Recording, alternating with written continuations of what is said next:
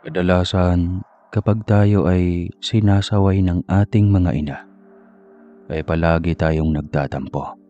Ngunit hindi natin alam, ang pagsaway o kapag tayo ay pinapagalitan, ito pala ang nakakabuti para sa atin. Ito ay isang babala upang hindi tayo mapahamak. Ngunit paano? Kung dahil sa kapilyuhan ng mga kabataan, ay ito pala ang maghahatid ng masamang bangungot na hindi mo inaasahan. Tawagin niyo na lamang po ako sa pangalang CJ. Hindi ko tunay na pangalan. Tubong Mindoro po ako at nais ko lamang ibahagi ang aking kwento. Hango ito sa tunay kong karanasan. Taong 1999, sa edad kong 18, ay maaga akong namulat sa realidad ng buhay. Sapagkat isang kahig isang tuka lamang ang aming pamumuhay noon. Kung kaya't hindi ako nakapagtapos pa sa aking pag-aaral. Ang tanging hanap buhay lamang noon ng aking mga magulang ay pag-uuling. Kung minsan ay mabenta at madalas ay hindi. Kapag ganawan na ay madalas kamuting kahoy ang aming pantawid gutom. "O CJ, kumusta? May bumili na ba?" tanong ni Robert, ang kababata ko. "Wala tol eh, ganun pa din. Pag minalas nga naman isang sako pa lang nabibili. Mukhang kamote na naman ang aming hahapunan mamaya." Inis kong wika, habang patuloy kong nilalagay sa sako ang mga uling na ginawa ko. Ganyan talaga pre, kasama sa buhay ang paghihirap. May dalawang tao sa mundo. Ang isa ay mayaman at ang isa ay mahirap. Pero kung ako sa'yo, mas gugustuhin ko pang maging mahirap. Ni Robert, habang ito naman ay nagpapahinga. Ay naku, ang saklap naman ng ganitong buhay. Kung panaginip lang ito, ay gusto ko nang magising. Ngew-ngew. Sambit ko na lamang. Huwag mo nang problemahin yan pre, ang importante ay nagkakaroon ng laman ng sikmura at walang sakit. Yun lang, panalo ka na. Pero hindi ko naman sinabing hanggang dyan ka na lang. Malay mo naman, hindi ba? Pero maiba tayo. Gusto mo bang sumama sa akin? Punta tayo sa bukal. Pag-aaya ng kaibigan kong si Robert. Ano ba ang gagawin natin doon? Diba delikado kapag ganitong oras? Tsaka nagtatrabaho pa ako. Kung gusto mo, ikaw na lang. Sambit ka. Pinipilit kasi ako nitong isama sa bukal. Sa madalas naming pinupuntahan. Bukod sa malamig ang tubig at napakalinis, ay talagang makakapag-relax ka. Dahil na rin sa ganda ng tanawin na parabang nasa isa kang paraiso. Kahit na palagi kaming binibili na ng mga matatanda roon, na huwag kaming gumagala. Dahil nga raw maraming nawawala roon. Bakit kaya ang perpekto ng tanawin dito Totoo kayang sinasabi nila na maraming naninirang engkanto dito? Tanong ni Robert. Hoy, tumigil ka nga. Huwag kang magsasalita ng tungkol sa kanila. Hindi ba't kabilin-bilinan sa atin ni Aling Roda na kapag pumupunta tayo sa ganitong lugar, huwag natin silang babanggitin. Saway ko rito. Ay nako pre, wala namang masama sa sinabi ko anong gusto mong itawag ko sa kanila bukod sa engkanto? Laman lupa, impakto, aswang, ode? Hindi na nito na ituloy ang kanyang sasabihin. Dahil agad ko itong tinakpa ng aking kamay. Ano bang pinagsasabi mo? Ikaw talaga. Umuwi na nga tayo, baka hinahanap na tayo ng mga magulang natin. Inaya ko na itong umuwi dahil malapit na ring maggabi. At medyo malayo-layo rin ang aming lalakarin tungo sa aming mga tahanan. Habang naglalakad kami ay may nakasalubong kaming isang medyo may katandaang lalaki na may pasan-pasang kahoy. Huminto ito sa tapat namin at nanlilisik itong tumingin sa amin. Kaya naman nakaramdam kami ng takot. Anong ginagawa niyo rito sa gubat? Gusto niyo bang mapahamak? Galit na tura nito. Kasi ho lolo, namasya lamang ho kami. Utal kong turan. Ang titigas ng ulo ninyo. Palagi ko kayong nakikita rito. Hindi ba kayo pinagbabawala ng mga magulang ninyo? O talagang matigas ang mga ulo nyo? Magsiuwi na kayo. Huwag na kayong babalik pa rito. Dahil kung hindi, malalagay sa alanganin ang mga buhay ninyo. Galit pa ring wika nito. Hindi naman kami nakasagot dahil sa takot na aming nararamdaman sa mga sandaling iyon. Lalo na sa paraan ng pagtitig nito at napapalunok pa kami ng laway habang nakatingin siya nakasabit sa bewang nito na malaki at matalim na itak. Kaya naman kumaripas kami ng takbo hanggang sa makalabas kami ng gubat. Hingal na hingal kaming huminto sa bakuran nila Robert. Nakakatakot ang matandang yun ah. Para tayong kakainin ng buhay. Hingal na sambit ni Robert. Grabe. Nangangatog ang tuhod ko doon. At muntik na rin ako maihisa sa lawal. Ani ko rin. Habang pagod na pagod. At hingal na hingal dahil sa pagtakbo. Aswang bang matandang iyon? Buti na lang nakalabas tayo sa gubat na yun. Baka naman, mamaya hindi na tayo makalabas pa. Siguro naman pre, hindi na mauulit to. No, sa susunod kapag inayaw mo ko ulit, hindi na ako sasama. Inis kong toran. Nagpaalam na kami sa isa't isa dahil madilim na rin at baka hinihintay na din kami ng aming mga magulang. Pagkapasok ko pa lang ay naabutan ko ang aking ama na magsasali ng uling sa isang sako na walang laman. Bakit ngayon ka lang? Gumuwi ako roon, bakit hindi kita nakita? Saan ka ba nagpunta? Sunod-sunod na tanong nito. Dyan lang ho. Pasensya na ho tay, nakalimutan kong may gawain ho ako. Paumanhin ko dito. Halika, tulungan mo ako dito nang sa ganun ay. Matapos na natin at makakain na tayo. Tipid nitong turan. Sa katunayan po niyan, Sir Casper, mapagmahal at maalalahanin ang aking ama.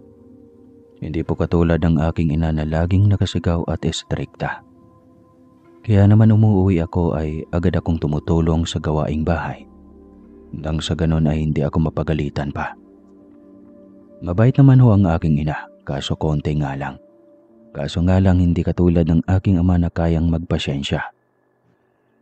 Ako po kasi yun ang ganon, yung bungangera. Kaya nung nakapag-asawa ako ay halos hindi ko matansya-tansya. Nang matapos kami ay naglinis muna kami ng aming mga katawan dahil punong-puno kami ng uling. Lalong-lalo na ang aming mga kamay. Dugyot mang pakinggan pero ito po ang aming ikinabubuhay. Saan kayo nagtungo kanina? Bakit inabot kayo ng dapit hapon sa daan? Kalmadong tanong ng aking ina.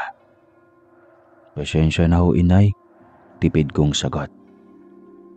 Sa susunod, huwag kang pupunta sa bukal na iyon. Hindi nyo alam kung ano ang mayroon doon. Pagsabihan mo ang kaibigan mo, hindi mo alam kung anong mangyayari sa inyo. Uwi ka ng aking ina. Umungo na lamang ako at hindi na kumibo pa. Pagkatapos namin kumain ay agad na din akong natulog. Dahil maaga pa ako bukas. Pagsapit ng umaga ay maaga akong nagising. Pagkabangon ko ay tumungo ako sa aming banyo upang maghilamos bago ako magkape. Sir Casper, kapag po pala nagtatrabaho ako, ay dinadala ko na ang kape ko at talagang nakakagaan ang pagkaramdam. Yung tipong pagod ka, pero kapag nakahigop ka ng mainit na kape, ay sisigla ka talaga. Kasi nga, kape is life. Nung umaga din ngayon ay kinuha ko na ang mga uling at pagkatapos ay muli akong nagsalang. Habang ako ay abala sa aking ginagawa nang may mapansin akong nakatayo sa di kalayuan. Isang matandang lalaki Kaya naman nakaramdam ako ng kaba dahil ito ang matandang nakasalubong namin kahapon. Matalim itong nakatitig. Kaya naman nanginginig akong tumalikod at hindi nagpapahalatang nakita ko siya. Ano ba ang kailangan ng matandang to sa akin? Nakakatakot. Lord, huwag mo akong pabayaan sa matandang ito. Mahal ko pa po ang buhay ko. Sambit ko sa aking sarili. Patay mali siya ako at nagpatuloy lang sa aking ginagawa. Hindi ko ito pinapansin hanggang sa umalis ito. Nagpalingalinga ako bago ako tumigil sa aking ginagawa. Ay, salamat. Bakit kaya ako tinitignan ng matanda? Katakot naman. Kung may sakit lang ako sa puso, siguradong kanina pa ako inatake. Sambit ko sa aking sarili. At pagkatapos ay umuwi na ako dahil nakaramdam na din ako ng gutom sa mga oras na iyon. Pag-uwi ko ay nagtanong ako sa aking ama kung may nakikita ba siyang matanda na madalas nangangahoy doon. Itay, maaari ba ako magtanong? Nagdadalawang isip na ani ko. Ano iyon? May nangangahoy po bang matanda roon? Malapit sa ulingan natin? Umunot naman ang noo nito at tila napatigil sa kanyang ginagawa. Oo, bakit? Si Mang Kanor ba? Tanong nito. Hindi ko po sigurado, tay, kung siya nga po. Wala namang ibang nangangahoy bukod sa kanya. Bakit mo pala na itanong? Bakit? Kilala mo rin ba siya? Tanong nito. Hindi ho. Tinulungan lang ho namin siya ni Robert. Pagsisinungaling ko. Tumango na lamang ito at nagpatuloy na sa kanyang ginagawa. At pagkatapos ay nagaya na itong kumain. Lumipas ang maghapon nung sumapit na ang gabi habang ako ay nasa kasarapan ng paghimbing ng pagkakatulog nang managinip ako. Ikaw ang hinahanap ko. Ikaw ang makakatulong sa amin upang makawala ako sa pagkakakulong dito. Tulungan mo ko, bata. Sambit ng magandang babae. Perpektong-perpekto ang anyo nito. Sino ho ba kayo at bakit kayo naririto? At anong klaseng tulong ang kailangan nyo? Kunot noong tanong ko. Ang matanda, siya ang makakatulong sa iyo upang makuha ang susi ng buhay. Tora nito. Ano ho? Susi ng buhay? May ganun ho ba? Sunod-sunod na tanong ko. Tama ang iyong narinig. Isama mo ang kaibigan mo at kausapin mo ang matanda. Ibalita mo sa kanya ang mga sinambit ko sa iyo. Wika nito. Hindi ako maniniwala. Hindi ka totoo. Isa ka lang panaginip. Sambit ko naman. Sa ngayon ay hindi mo pa talaga maintindihan. Pero huwag kang mag-alala. Darating din ang panahon na malalaman mo na totoo ang lahat ng ito. Huling sambit nito. Sir Casper, ngumiti lang ito at bigla na lamang akong nagising mula sa pagkakatulog. Ang panaginip na iyon ay gumugulo sa aking isipan. Nang ako'y magising, gabi pa rin ang mga oras na iyon. Pero hindi na ako madalaw pa ng antok. Grabing panaginip yun. Totoo kaya iyon? Sambit ko sa aking sarili. Pagsapit ng umaga habang ako ay abala sa pag-uuling, ay tumungo roon ang kaibigan kong si Robert at sinabi ko sa kanya ang mga napanaginipan ko. Alam mo pre, may napanaginipan ako pero hindi ko alam kung totoo. Ano yun pre? Kunot noong tanong nito. Babae kasi akong napanaginipan at sinasabi niyang ako ang makakatulong sa kanya upang siya raw ay makawala. Kani ko. Wala pre, lintik na panaginip na yan. Hindi ako makapaniwala. Siguro pre, Gutom ka nang matulog ka ano? Nakakangising sambit nito. Loko, hindi nga ako nagbibiro pre. Turan ko. Hindi yan totoo pre. Dahil ang panaginip ay hindi nagkakatotoo. Kahit pa pagbalik-balik-tarin mo pa. Tapos kakausapin natin ng matanda. Kahit gumuho man ang mundo, hindi ko tatangkain kausapin ng matandang huklobang iyong pre. Uy ka ni Robert habang kumakain ito ng daladala niyang tinapay. Hindi ko alam pre, siguro nga. Tulungan mo na ako pre, para matapos ko na to. Tinulungan ako nito hanggang sa matapos namin ang aking ginagawa. Nakaramdam naman ako ng paggulo ng aking tiyan at hindi ko na malayan ang oras. Inaya ko na si Robert para makakain na kami ng pananghalian.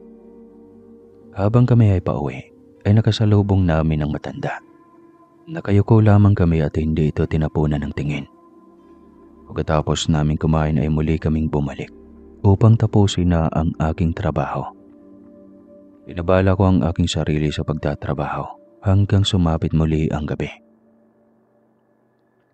Habang ako ay mahimbing na natutulog, muli ko na namang napanaginipan ng babaeng iyon.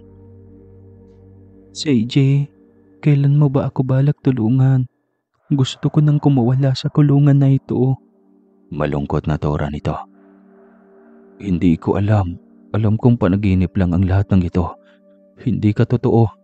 At pawang imahinasyon lamang kita. Turan ko. Alam kong hindi ka maniniwala pero totoo ang lahat ng ito. Ikaw ang makakatulong upang makawala ako rito. Mahabang panahon na akong nakakulong dito. Sambit nito.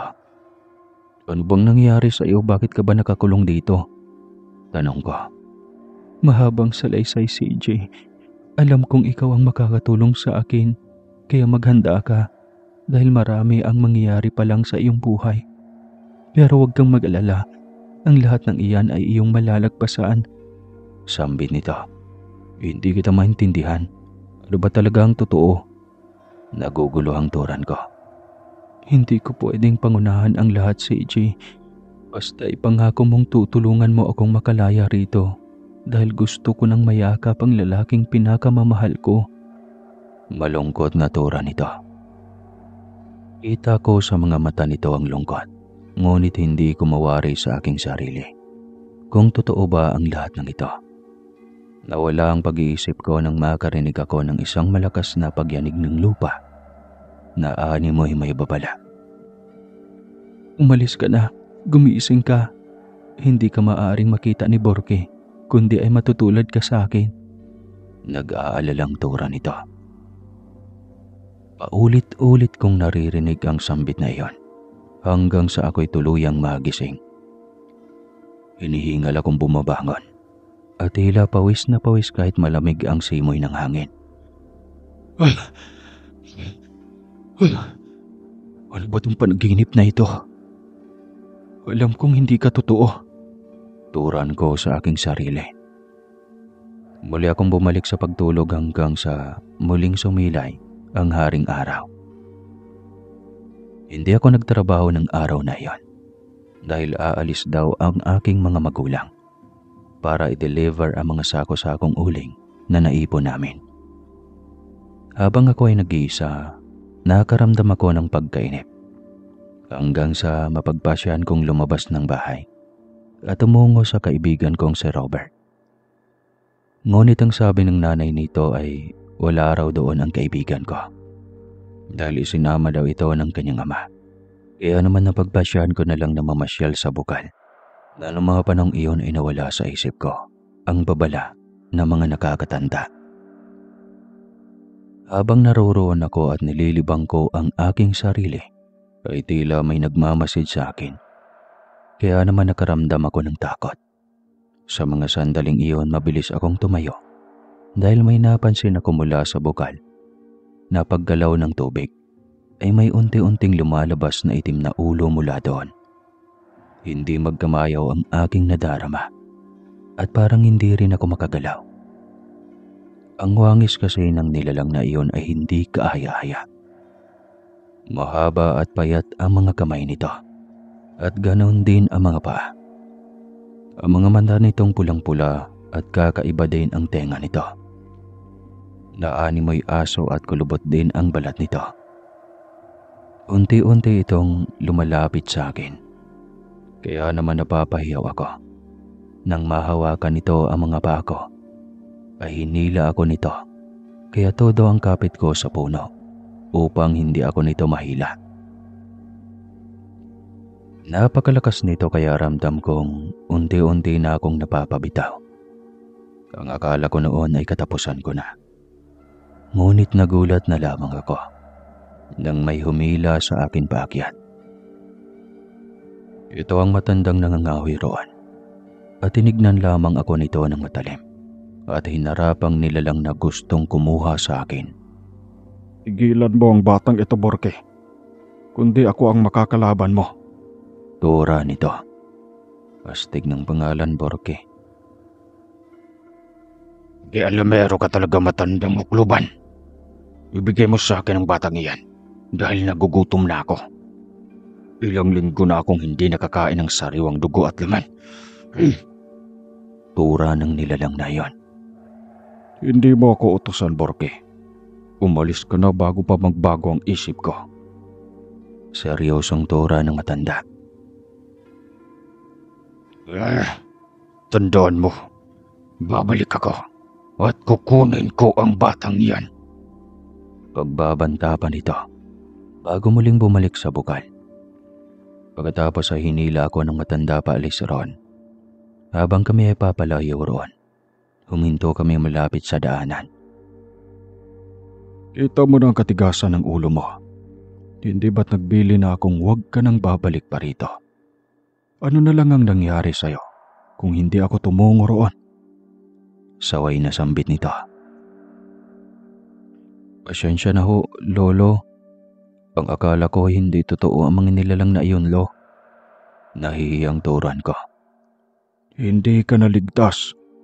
Hahanapin ka niya kahit saan ka pumunta. Kailangan mong sumama sa akin upang hindi ka niya mahanap. Sambit nito. Ho? Ano ho ang nani at tatay ko? Sigurado ho akong hahanapin nila ako. Nag-aalalang turan ko. Ako na ang bahalang magsabi sa kanila. Dahil kung uuwi ka roon, siguradong madadamay ang mga magulang mo. Ang nilalang na iyon ay napakalakas, kaya hindi mo kakayanin kapag lumaban ka. Nito. Pero Lo, bakit sa inyo natatakot ang nilalang na iyon? Tanong ko. Hindi mo na kailangan pang alamin, iho. Halika na. Mapanganib ang lugar na ito, lalo na't paggabi na. Tura nito. Sumama na nga ako dito. Medyo malayo-layo rin ang bahay nito dahil dumaan pa kami sa masukal na daan. Hanggang sa makarating kami sa kubo na kung tawagin ay tree house dahil doon nakalagay ang bahay nito. Pumasok na kami roon dahil madilim na ang paligid. Isinarado nito ang pinto at pagkatapos ay binuksan nito ang lampara. Lo, kayo lang ho ba ang mag-isa rito? Nasaan ho ang pamilya ninyo? Tanong ko. Huwag nang marami pagtanong, bata. Hindi ka lang pala matigas ang ulo. Chismoso ka rin pala. Katulad ng mga nakikinig, di joke lang. Nito. Hindi ako chismoso, Lo. Tatanong lang ho ako, Lo. Sambit ko. Ay, ewan. Kumain ka na riyan. Pagpasensyahan mo na ang ulam. Dahil wala akong pera pambili ng karne. Tura nito. Naku ho, Lo, ayos lang ho. Salamat ho dito. Sa amin po, madalas nga hong walang kanin. Mabuti pa po kayo meron eh. Ngiting turan ko. Tumango na lang ito at tumungo sa kanyang silid. Maya-maya pa nang matapos akong kumain, ay natulog na rin ako sa kanyang silid. Nang gabing iyon ay muli ko na namang napanaginipan ng magandang babae. Ngunit sa pagkakataong iyon, ay kakaibang kaganapan ang aking nakikita. Para bang madugo at marahas ang labanan. Hanggang sa mapasigaw ako nang makita ko kung papaanong brutal na kinain ng nilalang. ang bawat batang mabibiktima nito. At dahil doon ay nagising ako. Ang matanda naman ay humahangos na tumungo sa akin.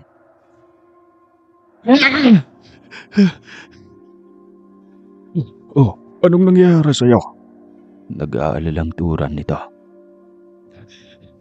Nananaginip na naman ho kasi ako, Lo. Madalas ko itong napapanaginipan. Sambit ko. Kalimutan mo na lang iyan. Isipin mo na lang na masamang panaginip lang iyan. Sigurado na ang lahat ng iyong panaginip ay totoo. Kailangan mong maging maingat at huwag kang lalabas ng kubong ito. Totoo lahat yon ng panaginip mo. Alam mo kung bakit? Bakit po, Lo? Kasi paulit-ulit. Ibig sabihin kung hindi kaluluwa ay isa itong elemento. Lo, hindi ito masamang panaginip lang. Lo, may babae ho akong madalas na napapanaginipan. Nakakulong po siya at hindi makawala. At sinasabi niyang ako lang daw ang makakatulong sa kanya upang makawala. Kailangan daw kitang kausapin at sabihin ang mga habilin niya. Kailangan daw makuha ang susi ng buhay upang makalaya siya. Turan ko. Hindi naman ito makaimik. At tila nagulantang sa kanyang mga naririnig mula sa akin. Tila hindi magandang biro iyan, bata. Hindi po pwedeng sa'yo siya magpakita. Narito naman ako. Bakit hindi na lang ako ang dalawin niya sa aking panaginip? Kung ganun ho, Lo, kilala niyo ho siya? At hindi po basta panaginip lang?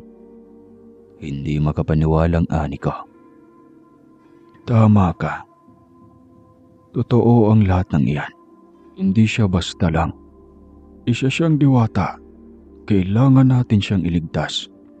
Dahil nasisiguro kung nasa kamay siya ni Borke. Tura nito. Sumang-ayon ako dito. At pagkatapos ay sinabi nitong magpahinga muna. Pagsapit ng umaga ay nagpapasyahan kong lumabas ng silid. At naabutan ko si Lolo Canor na gumagawa ng sibat. Magandang umaga, iho. Mabuti gising ka na. Magkape ka na riyan at kumain ka na rin. Turan nito habang abala sa kanyang ginagawa.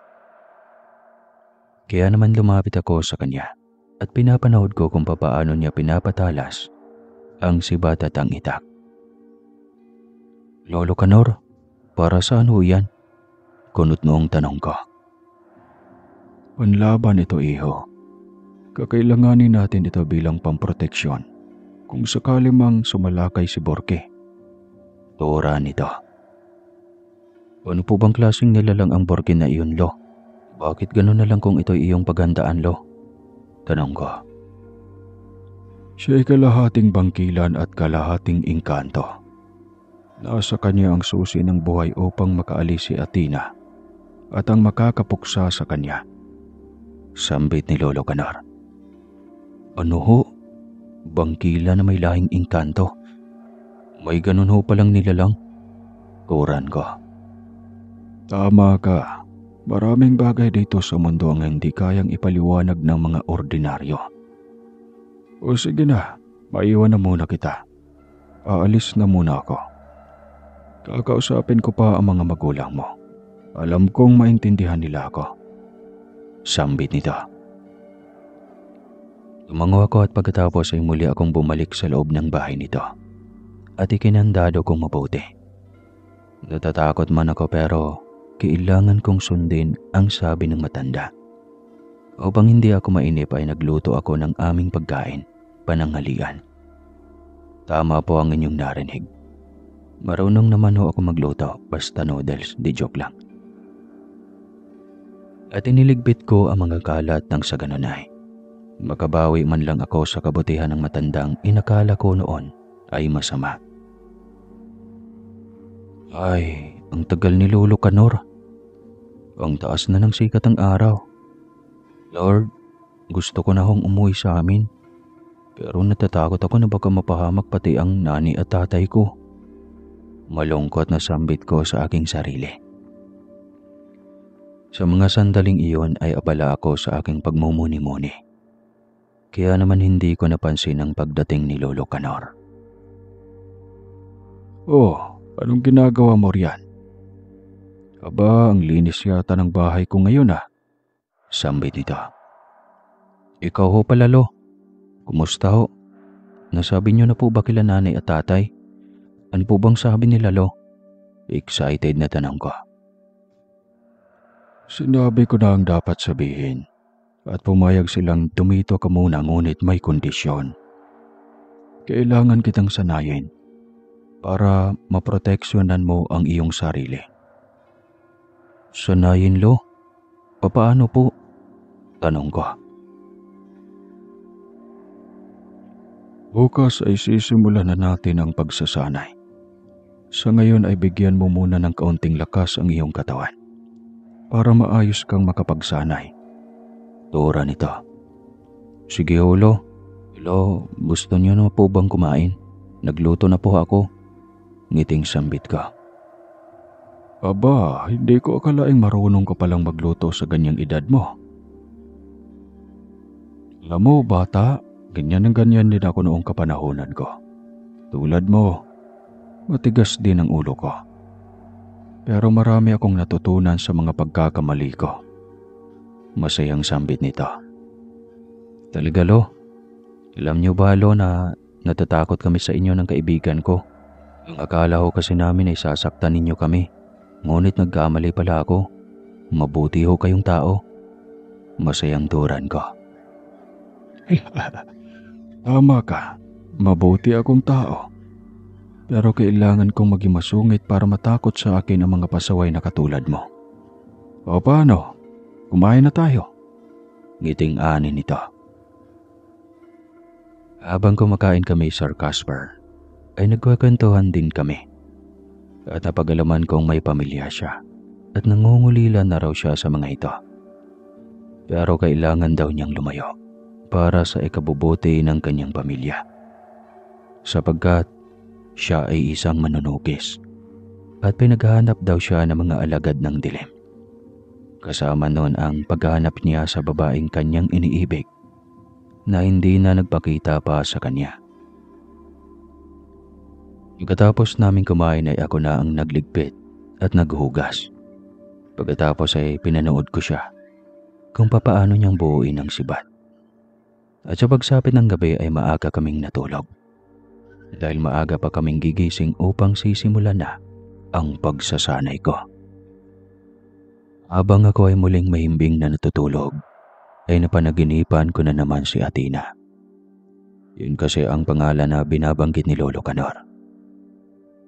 Bakit naririto ako muli, magandang babae? Ano na naman ba ang iyong kailangan sa akin? Tanong ko. May panganib na mangyayari at may 2 tao ang mawawala sa iyong buhay. Sambit nito. Kumunot naman ang noo ko.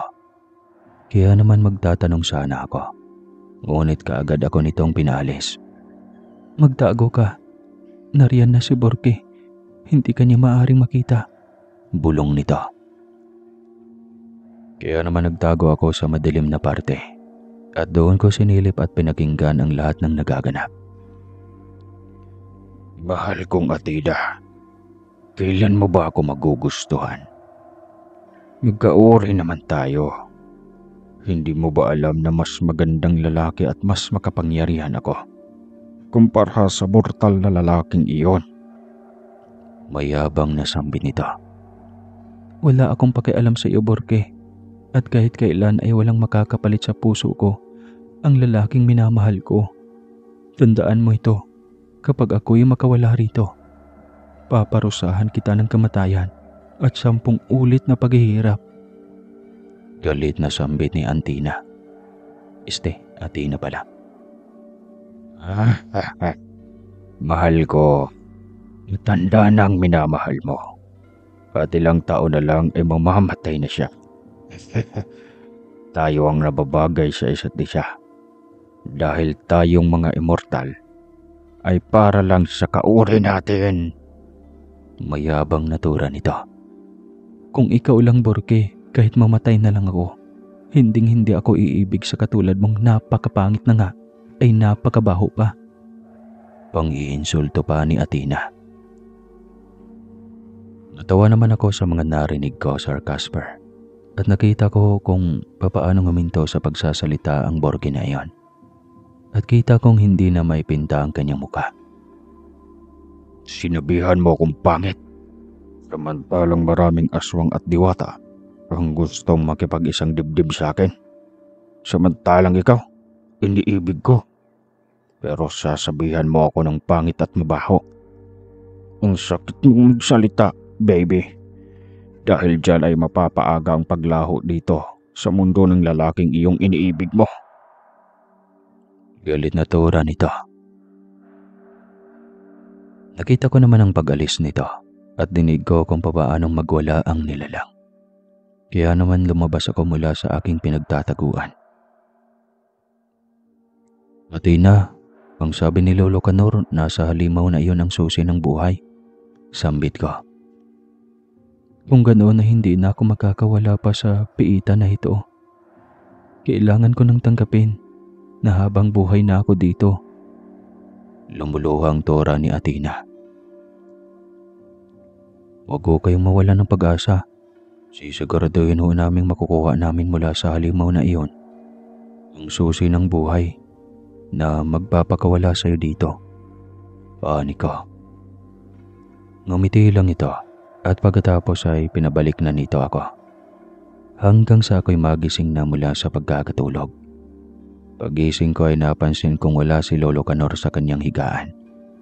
Kaya naman lumabas ako upang puntahan ito. Nakita ko itong nakaupo sa may hagdan. Kaya naman nilapitan ko ito. Napansin ko itong pinupunasan ng kanyang mga mata. Dahil napansin nito ang aking presensya. Anong ginagawa mo rito? Nagising ka na naman ba? Gumagaralgal ang boses nito na halatang galing sa pag-iyak. Opo, Lo. Nanaginip po akong muli. Ani ko. Siya ba ulit? Ano ang kanyang kalagayan? Tanong nito. Ayos lamang ho siya, Lo. Pero may mga sinabi siya sa akin. Kumunot noo ito. Kaya naman dito ko na sinabi ang lahat. Kaya naman napakuyom ito ng kanyang palad. Kailangan natin siyang iligtas. Pero kailangan nating makapunta sa kinaroroonan ni Borge. Sigurado akong naroroon nakakulong ang mga nakikita mo sa iyong panaginip. Sambit nito. Oo, pero paano ho? Hindi po natin alam kung paano tayo makarating doon, Lo. Tanong ko. Ako nang bahala. Magpahinga ka na. Maaga tayo bukas. Sambit ni Lolo Canor sa akin. Muli nga akong bumalik sa aking higaan hanggang sa muli akong dalawin na ng antok. Pagsapit ng umaga ay ang pagsimula namin ng pag-iinsayo. Tinuruan ako ni Lolo kung paano gagamitin ang kanyang sibat. Iangat mo ang braso mo at itutok mo sa kalaban ng sibat. At pagkatapos ay perasahin mong ibaon ang matulis na duluhan sa kalaban. Sa ganong paraan masisiguro mong mamamatay ang bawat makakalaban mo. Tura ni Lolo Canor. Sa una, Sir Casper, ay nahihirapan ako at nasusugatan pa hanggang sa magawa ko na ng tama. Magaling, yan ang gusto ko. Pagpahinga na muna tayo. Alam kong pagod ka na. Tura nito. Talaga, Lo. Salamat po sa mga itinuro ninyo. Pangako ho, Lo. Hindi ko makalimutan ang lahat ng ito. Masayang sambit ka. Tumangulang ito. Nang hapon na iyon ay nagpahinga na ako. At pagsapit ng gabi habang ako ay mahimbing na natutulog, ay napanaginipan ko ang engkantong aswang. Na inihila ang aking mga magulang na wala ng buhay. At pagkatapos ay ipinakain ito sa mga kaori nito. Dahil doon ay muli akong nagising at hingal na hingal. Labis ang kaba ko sa mga oras na yon. Kaya naman nagpasya akong tumayo mula sa aking higaan. Napansin kong masarap ang tulog ni Lolo Canor. Kaya naman, Pasimple akong lumabas bit-bit ang sibat at itak. Dahil tutungo ako sa aking mga magulang upang kamustahin ang mga ito. Nagsuot lang ako ng panlamig at nagbonet lang ako nang sa ganon ay mabawasan ang lamig na aking nadarama. Habang papunta ko roon, ramdam kong may nagmamasid sa akin at pinakiramdamang mabuti. Nung pumaroon ako sa aming bahay ay napansin kong bukas ang pinto at maging ang bintana. Kaya naman napatakbo akong pumasok sa loob ng aming bahay nang nag-aalala sa aking mga magulang. Nakita ko ang mga basag at kalat na mga gamit sa sahig. Mga baso, mga plato. May napansin akong mga marka ng dugo sa mga dingding. Kaya naman labis akong nanlumo at patakbong tumungo sa aming silid. Wala roon ang aking mga magulang. Maya-maya pa ay nakarinig ako ng kaluskos mula sa labas ng aming bahay. Kaya naman mabilis akong nagtago at inabangan kung sino ang papasok. Hanggang sa makita ko ang isang nilalang na hindi ko mawari kung ano ang itsura. Masangsang din ang amoy na para bang nabubulok na bangkay. Kaya naman halos bumaliktad ang aking sikmura. Naglalaway din ito ng kulay berde. Matutulis din ang mga kuko nito at wala rin itong balahibo. Ngunit ang balat nito ay kulay itim. Alam kong naaamoy na ako nito, kaya naman umatungal ito. Ako naman ay naganda na para sa anumang oras na pag-atake nito. Unti-unting lumalapit sa aking kinaroroonan. Mabuti na lamang ay may bukas na bintana, kaya doon ako dumaan at pagkatapos ay nagtago ako sa malalagong damo. Nakita ko naman itong tumalon mula sa bintana at pakiwari ko ay hinahanap ako nito. Kaya ako na ang lumabas upang harapin ito. Ako ba ang hinahanap mo? Tanong ko. Nakita ko ang paglabas ng matutulis nitong mga pangil at unti-unting lumalapit sa akin. Ako naman ay mahigpit ang hawak sa aking sibat. Sige, lapit lang. Come on baby. Sige. Oh yeah. Pang-aasar ko pa. Umatungal ito at sinunggaban ako. Ngunit nakaiwas lang ako. Matindi ang aming labanan at halos mabalibag ako sa lakas nito. Pero hindi ako nagpatinag hanggang sa makuha ko ang itak na nahulog mula sa aking kaluban na nakasabit sa aking bewang. Hinawakan ko ito ng mahigpit at nang susunggaban ako nito ay mabilis kong itinarak sa kanyang dibdib ang matulis na duluhan ng itak. Akala mo makakapang biktima ka pa? Nasaan ang tatay at nanay ko? Sabihin mo. Naluluhang turan ko at galit na galit. Hindi ito nagsalita at ngumiti lang ito. Kaya naman mas lalo kong diniinan ang pagkasaksak dito. Hanggang sa mangisay at mawala na ng buhay ang nasabing nilalang. Muli akong bumalik sa kubo ni Lolo Canor. Alam kong alam nito ang aking ginawa. Dahil nakita ko itong sumusunod sa akin. Pagpasok ko, ay nakita ko itong nagpapainit ng tubig. Hawak na niya ang iyong mga magulang. Kaya kailangan na nating kumilos sa lalong madaling panahon. Kalmadong sambit ni Lolo Canor. Saan ho sila matatagpuan, Lo? Kailangan na po ako ng aking mga magulang. Baka ho, anong gawin nila sa kanila? Turan ko. Kumalma ka muna, iho. Nakahanda na ang lahat ng mga kakailanganin natin sa paglusob. Kailangan nating maging mahinahon at maingat dahil hindi sila basta-basta. Sambit ni Lolo Canor.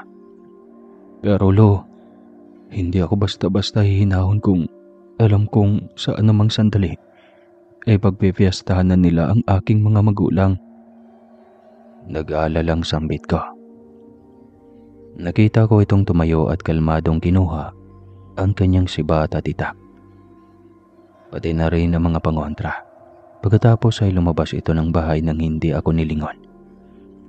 Kaya naman sumunod lang ako dito. Tumungo kami sa magubat na daanan at ilang oras din ang aming nilakbay nang may makita kaming isang kuweba. Huminto ito at hinila ako upang magtago. Bakit ho tayo nagtatago, Lo? Kailangan na nating magmadali. Baka ho ano nang gawin nila sa nanay at tatay ko. Aligagang sambit ko. Yan ang kuta ng mga aswang. Hindi tayo magpadalos-dalos lang. Malakas sila pagsapit ng gabi. Kaya kailangang umaga tayo pumasok dyan.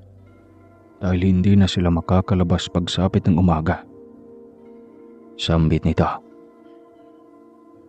Hindi na lamang ako umimik kahit na gustong gusto ko nang tumungo sa loob ng kuweba. Ngunit alam kong tama ito. Dahil hindi basta-basta ang mga kakalabanin namin. Nanatili kami roon hanggang mag-umaga. Dahan-dahan kaming tumungo sa kuweba. Maingat kaming pumasok at hindi gumagawa ng kahit anong ingay. Nadahilan ng kanilang paggising, masangsang ang amoy dahil sa mga nagkalat na mga buto ng tao at maging mga hayop. Madilim ang kuweba at ang tanging liwanag ay sululang. Hanggang sa makarating kami sa malaki at malawak na kuweba. Delikado tayo dito. Marahil alam na nilang naririto tayo. Kailangan nating magdobli ingat dahil sa mga oras na ito, nakamasid na sila sa atin. Bulong ni Lolo Canor. Kung ganoon, Lo, ako na ho ang mauna. Sambit ko. Hindi. Masyado ka pang bata. Sanay na akong makipagtunggali sa mga katulad nila. Kaya ako ang dapat na mauna. Sumunod ka lang sa akin at kahit anong mangyari sa loob. Kung kinakailangan ay tumakas ka kung may pagkakataon. Sambit ni Lolo Canor. Hindi na lamang ako umimik dahil alam ko magagalit lang ito. Maya-maya ay may narinig kaming umuhuni at mga angil ng nilalang na hindi namin mawari kung saan ang gagaling. Pero patuloy pa rin kaming naglalakad at mula sa madilim kung saan hindi na naaabutan ng liwanag ay may mga mapupulang mga mata ang nakatingin sa amin. Maghanda ka. Siguradong marami sila. Gamitin mo ang lahat ng mga itinuro ko sa iyo dahil ito na ang tunay na laban para sa kadiliman. Ani Lolo Canor. Oo, Lo. Lagi ho akong handa. Matapang na sambit ko. Ilang sandali lang ay nagsilitawan na sila. Napakarami nila at napapalibutan kami ni Lolo Canor. Nanlilisik ang kanilang mga mata na hayok na lapain kami. Umaangil sila ng ubod lakas at unti-unting lumalapit sa amin ni Lolo Canor. Natatakot man ako pero pinilit kong tinatagan ang aking sarili para sa aking mga magulang. Padaanin ninyo kami kung gusto nyo pang mabuhay ng matagal. Sambit ni Lolo Canor. Batid naming hindi ito makikinig dahil iisa lang ang mga hangarin nila sa amin kundi ang malamon kami ng buong buo. Hanggang sa may isang aswang ang sumunod. Ang susunggaban na sana kami. Nang mabilis kumilo si Lolo Canor upang pugutan ng ulo ang nilalang. At hindi nga nagmintis dahil tumilapo ng ulo ng isang aswang mula sa mga kasama nito. Nagsiangila ng mga ito kaya sabay-sabay silang sumugod sa amin. Dahil doon ay nagkahiwalay kami ni Lolo Canor. Nakipagtunggali ako sa mga nilalang na hindi ko masisiguro kung makakaligtas ako o kaming dalawa ni Lolo Canor.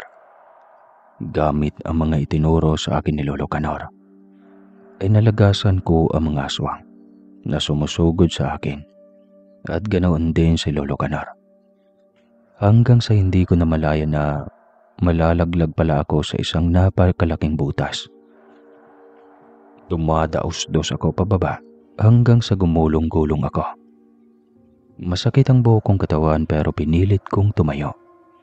Napagtanto ko namang nasa pinakailalim ako ng kuweba at nakita ko roon ang mga hawla na may mga nakakulong na mga bata at matanda na kanilang bihag. Ngunit hindi ko makita ang aking mga magulang. Paligid ay pamilyar sa akin at hindi nga ako nagkamali dahil sa isang malaking hawla ay naroroon nga ang diwatang si Athena. Kaya naman lumapit ako dito. "Pasensya na ho, diwata, kung ngayon lang namin kayo maililigtas," sambit ko. "Hindi mo basta-basta mabubuksan ang kulungang ito dahil may inkantasyong inilagay si Burke. Umalis ka at magtago dahil isang patibong lamang ito," sambit ng diwatang si Athena. "Pero hindi na ako pwedeng umalis nang hindi kayo kasama," turan ko. "Unahin mo muna ang mga kauri mo dahil sila ang mas nangangailangan. Hindi ako sasaktan ni Burke," wika nito. Sinunod ko nga ang diwata. Nang akmang sisirain ko na ang pinto ng kulungan, ay biglang nagsalita sa aking likuran. Sa tingin mo ba ay makakawala sila? Mabuti ay ikaw na ang pumunta. Kaya hindi na ako maghihirap na kunin ka. Ani ng nilalang. Ito ang nakita ko sa lawa na gustong kumuha sa akin.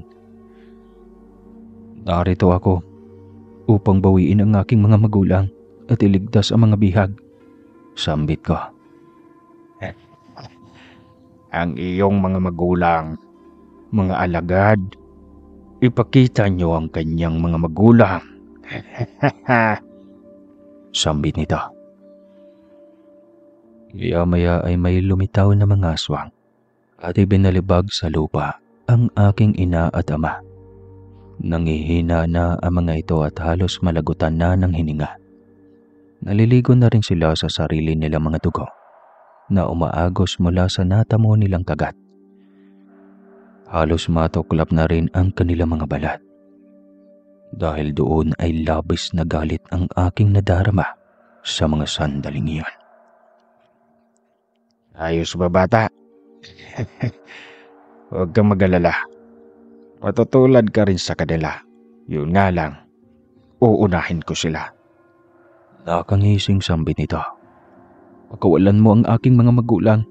Kung hindi, pagbabayaran mo ang ginawa mo sa kanila," galit na sambit ko. Oh, natakot ako dun ha. Totoo ba yan? Sige, pagbibigyan kita. Huwag mo kong saktan. Nakakawalan ko ang nanay at tatay mo. Pang-aasar pa nito sa akin habang umaakting ito. "Tandaan mo, nihibla ng buhok ng mga magulang ko. Kapag ginalaw mo, unti-unti kitang kakatayin," galit na turan ko. Tumawa lang ito ng tumawa hanggang sa inutusan niya ang isa sa kanyang alagad na lumapit sa aking mga magulang. Sino ang uunahin natin ha, bata? Si nanay ba o si tatay? Mini, may mo. Mamili ka. Bilisan mo. Ayaw kong naiinip. Pang-aasar pa nito sa akin. Hindi naman ako makapag-isip, Sir Casper, dahil ayaw kong mawala kahit isa man sa kanila. Hanggang sa makita ko si Lolo Canor na pumasok roon at nakita niya ang sitwasyon namin. Oh, matandang hukluban. Narito ka din pala. Yung akala ko ay magtatago ka lang sa kubo mo hanggang sa mamatay ka. Mayabang natura ni Burke. Yun ang akala mo, Bansot. Hindi ako magtatago lang. Matagal ko nang inaalam kung nasaan ka. At matagal ko na rin pinaghandaan ang muli tayong magtuos. Sambit ni Lolo Canor. Hindi ko akala na matagal mo na pala akong pinaghandaan. Pero hindi ako natatakot.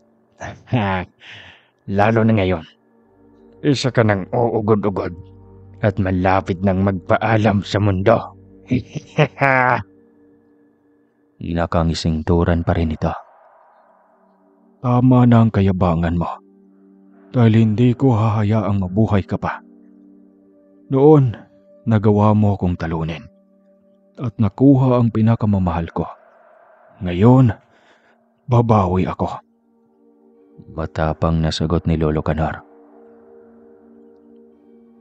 Malakak lang si Borge at hindi ito natakot sa pagbabanta ni Lolo Canor. Maya-maya pa ay muli itong bumaling sa akin at isang malaking ngiti ang pinakawalan nito. Hanggang sa lumapit ito sa aking mga magulang. Kaya naman naalarma ako at nakaramdam ako ng takot. Parasahan niyang itinayo ang aking ina. Ang sariwa at ang bango ng dugo ng iyong ina. Nagkakam. Sambit ni Borge. Huwag mong sasaktan ang aking ina. Kung hindi, pagsisisihan mo. Naluluhang turan ko. Oh, natakot na naman ako doon. Pero, papaano? Isa ka lang batang walang alam. Pang-iinsulto pa rin ito. Napatikom ang kamao ko ngunit unti-unti na nitong itinarak ang mahaba at matulis nitong kuko sa leeg ng aking ina. Kaya naman, dahil doon ay sumirit ang dugo mula roon. At kita ko kung paano dilaan ito ang dugo mula sa leeg ng aking ina na napapapikit pa ito.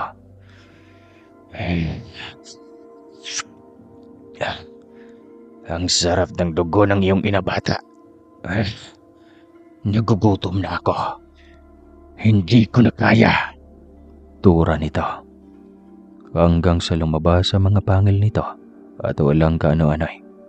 Sinunggaban nito ang liig ng aking ina. Nangisa ito kaya naman napasigaw ako sa galit. Hindi ko na alintana ang mga nilalang na naroroon. Dahil ang gusto ko lamang ay makuha ang aking mga magulang. Hanggang sa may humarang sa akin at ganoon din kay Lolo Canor na mga alagad nito. Kita ng dalawang mga mata ko kung paano biyakin ni Borge ang tiyan ng aking ina at walang awang kinain ang mga lamang loob nito, maging ang mga dugo nito. Sarap na sarap sa pagkain ng mga sariwang loob ng aking ina rin. At pagkatapos ay pinutol nito ang liig at itinapon mismo sa aking harapan at isang malawak na ngiti ang pinakawalan nito sa akin. Nanlilisik din ang aking mga mata dahil sa galit at dahil doon ay nakipagbuno ako sa mga alagad nitong aswang. Wala akong pagkalam, Sir Casper, kung mamamatay man ako. Ang importante po ay mapatay ko ang pumatay sa aking ina. Si Lolo Canor naman ay nakikipagbuno din at nang mapatay niya ang lahat ay pasimpli niyang sinira ang pinto ng mga kulungan. Kaya naman napatakas niya ang mga bihag ng mga ito habang ako ay patuloy pa rin nakikipagbuno sa mga aswang na naroroon. Mas lalo akong nanlumo nang makita kong pinagsasaluhan nila ang aking ama at kung papaano nila katayin ito at kainin ng buhay. Lumuluha na ako sa mga oras na yon. Hanggang sa tumakbo ako sa mga aswang na abala sa paglantak ng ibang parte ng aking ama.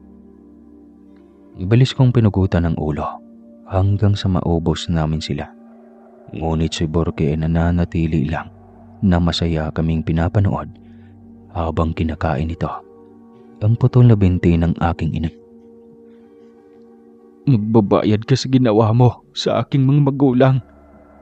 Galit na sambit ko. Itinapon naman ito ang kanyang kinakain at ngumisi itong tumingin sa akin. Ang gulo mo, bata. Kumakain ako. Bakit? Gusto mo bang magkasalo? Mga alagad, tapusin niyo na siya. Pang-aasara pa nito. Wala ka ng alagad dahil pinatay na namin sila. Ngayon ay magbabayad ka sa ginawa mo sa aking mga magulang. Matitikman mo ang ganti ng mortal na namatayan ng mga magulang. Lumuluhang turan ko. Oh, natakot ako. Anong laban mo sa katulad ko na kalahating engkanto at kalahating aswang? Sa tingin mo ba ay kakayanin mo ang bagsik ng aking lakas, kapangyarihan? Ha? Wika nito. Hindi lang siya ang iyong makakaharap, Bansot. Dahil naririto ako. Sambit naman ni Lolo Canor. Dahil sa sinabi ni Lolo Canor ay nakita ko ang pag-iba ng aura nito. At napalitan niyo ng mabagsik na aura. Napansin ko din ang liwanag na nagmumula sa leeg ni Borke. At alam kong iyon na ang susi ng buhay na makakapagpakawala sa diwatang si Athena. Ilang minuto lang ay nagsimula na ang aming pagtutunggali. Napakalakas nito at halos hindi na ako nakatayo dahil sa lakas ng pagkatilapon ko. Hirap akong tumayo at nakita ko kung papaanong makipagtunggali dito si Lolo Canor. Kahit na hirap na ito at halata na ang pagod ay pilit pa rin nakikipagtunggali. Nang ako'y makabawi, pasimple akong umatake sa likuran ni Borge at nagawa ko itong patamaan. Matawangal ito ng ubod lakas. Kung matalino man ang matching, naiisahan din. Tandaan mo yan, Borge. Kahit na isa akong bata, kakayanin kong patayin ka. Pang-aasar ko pa. Hindi mo pa rin ako mapapatay dahil kaya kong pagalingin ang mga sugat na natatamo ko. Sambit nito. Saglit naman akong napatigil sa mga naririnig ko hanggang sa pumasok sa aking isipan si Athena at may sinabi ito sa akin. Susi ng buhay, kunin mo sa kanya. Yun lang ang makakapuksa sa katulad niya. Bulong nito sa aking isipan. Kaya naman sumugod ako at pilit na kinukuha ang susi ng buhay sa kanya. Ngunit sadyang maliksi at malakas ito. Kaya naman marami akong natatamong sugat mula sa kanyang pag-atake. Hanggang sa manghina ako at unti-unting bumagsak. Umagapay naman si Lolo Canor sa akin. Kaya mo pa, iho. Ako na lang ang lalaban. Ako lang ang makakatapos sa kanya. Umalis ka na. Sambit ni Lolo Canor. Hindi po ako aalis. Hanggat hindi ko nakikita ang bangkay ng halimaw na pumatay sa nanay at tatay ko, hindi ako aalis rito. Hirap na sambit ko. Bilis akong inalalayan ni Lolo Canor upang ako'y makatayo agad. Nagugutom na ako ulit, bata. Naaamoy ko ng sariwa mong dugo at lubing nakakabaliw. Wika ni Borge. Si Lolo Canor naman ay humarang sa akin at pinaghandaan ito ang muling pag-atake sa amin. Nang aatake na ito, ay nagsalita ang diwatang si Athena. Ito ba ang gusto mo, Borge? Ang makita ko kung paano ka magiging masama sa kanila. Kaya't kahit kailan na hindi kita magugustuhan dahil sa kasamaan mo. Lumuluhang tura ng diwatang si Athena. Hindi, Athena. Walang araw. Magugustuhan mo din ako kapag nawala na ang matandang hukluban na ito. Galit na tura ni Borge. Muli itong umatake sa amin, ngunit mabilis lang namin iyong nailagan. Muli kaming nakipagbuno dito at sa pagkakataong iyon ay dalawa na kaming kumakalaban sa kanya. Hanggang sa makuha ko ang susi ng buhay sa kanyang leeg na dahilan ng unti-unti nitong panghihina. Hindi maaaring matalo ako ng mortal na gaya ninyo. Ibalik mo sa akin ang susi ng buhay. Nanghihina ng sambit nito. Lo, kunan niyo na ito at buksan niyo na ho ang kulungan. Ako na hong bahala rito. Sambit ko. Sinunod naman ako ni Lolo Canor. Binuksan na nga niya ang kulungan at nakawala roon ng diwatang si Athena. Nagyakapan at nag-iiyakan sila. Habang ako naman ay tumingin kay Borge at lumapit. Ang akala mo ba hindi ka mamamatay, ha? Ngayon, ipapatikim ko sa iyo ang kamatayan. Galit na turan ko. Ngumiti lang ito kaya naman itinara ko sa kanyang sibat at walang awa kong pinagtataga ang buo nitong katawan hanggang sa magkapera-peraso ang ibang mga parte ng katawan nito. Tama na yan, iho. Umalis na tayo dahil magigiba na ang kuweba. Tora ni Lolo Canor. Hindi naman ako nakinig at nagpatuloy lang sa pagtataga sa hiwa-hiwalay na parte ng katawan ni Borge. Ang ulo nito ay bumiyak na at lumabas ang mga mata nito. Pero inawat ako ni Lolo dahil anumang sandali ay magigiba na ang kuweba hanggang sa makalabas na kami. Nakita namin ang mga bihag na naroroon hanggang sa bumagsak na ang kuweba. Tapos na ang lahat, apo. Tapos na. Masayang tura ni Lolo Canor. Nagawa ho natin, Lo. Nagawa kong ipaghiganti ang aking mga magulang. Sambit ko. Huwag kang mag-alala, CJ. May magandang kapalaran ang naghihintay sa iyo. Ngiting sambit ng diwatang si Athena. Isang buwan ang makalipas nang mangyari ang aking karanasan ay nananatili akong nanirahan kay Lolo Canor. Pero sa pagkakataong iyan ay binigyan ako nito ng bagong buhay. Itinuring akong parang tunay na apo at nalaman ko din na magkasintahan sila ng diwatang si Athena. Ngayon ay masaya na silang nagsasama bilang mag-asawa at ibinalik nitong muli sa pagkabinata ang mukha ni Lolo Canor. Gamit ang kapangyarihan ni Athena ay nagkaroon kami ng maraming ginto. Kaya naman ibinenta ito ni Lolo Canor at nagpatayo ito ng malaking bahay. At ang iba ay pinangnegosyo nito. Pinag-aral naman ako nito at palagi ding pumupunta ang kaibigan kong si Robert. Masaya ito nang malaman na maganda na ang aking kalagayan at malungkot din dahil sa pagkawala ng aking mga magulang. Hindi na rin ako nagpasaway at marami din akong natutunan sa lahat ng mga pagkakamaling nagawa ko. Lumipas ang 10 taon ay nagkaroon ako ng kasintahan at inaya ko na itong magpakasal. Nabiyayaan kami ng 2 supling at ako naman ay nag-aral bilang manunugis. Kaya naman walang sino man ang nagtatangkang manggulo sa aming lugar. Ang lahat ng mga karanasan ko sa aking buhay ay malaking aral sa aking buhay at alaala na lang. Wakas.